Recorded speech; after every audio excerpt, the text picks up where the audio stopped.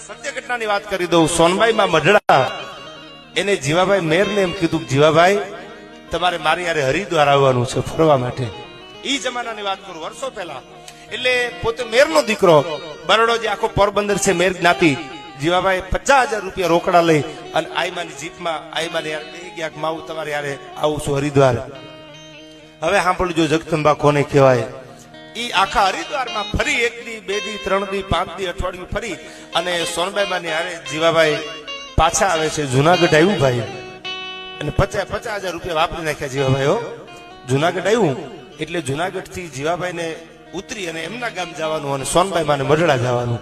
એટલે જીપમાંથી નીચે ઉતરી અને જીવાભાઈ સોનબાઈ માને કીધું કે હવે જય માતાજી કે જીવાભાઈ ખાલી ઓલી રેકડી ઉભી ને એમાંથી 1 ડઝન કેળા લઈ આવો ને પછી તમે તમારે નીકળી જાઓ. સાહેબ પોતે પેરણ પહેરેલું પહેરવા જે આવતો જે કાઠિયાવાડીનો હોરઠનો એમાં બંડી પહેરેલી અને બંડીના ખીચામાં હાથ નાખ્યો પણ રૂપિયો નીકળ્યો નહીં ભાઈ. કારણ કે 50,000 હતા, 50,000 વાપરી નાખેલા.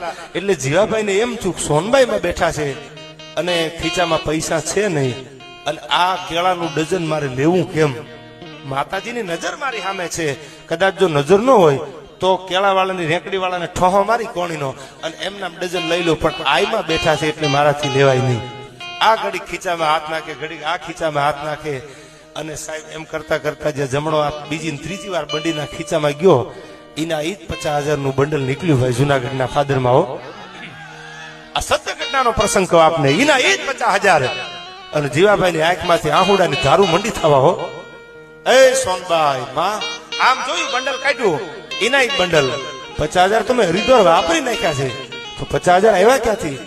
લાકડી પડે એમ જુનાગઢના પાદરમાં સોનબાઈ માના પગમાં પડી અને જીવાભાઈ એટલું કીધું કે માં ઓળખી ન હોય કે તેદી સોનબાઈ માં થોડાક દાંત કાઢીને જીવાભાઈ મેરને એટલું કીધું કે જીવા મામા હું ચારણની દીકરી છું, મારે લેવાનું ન હોય.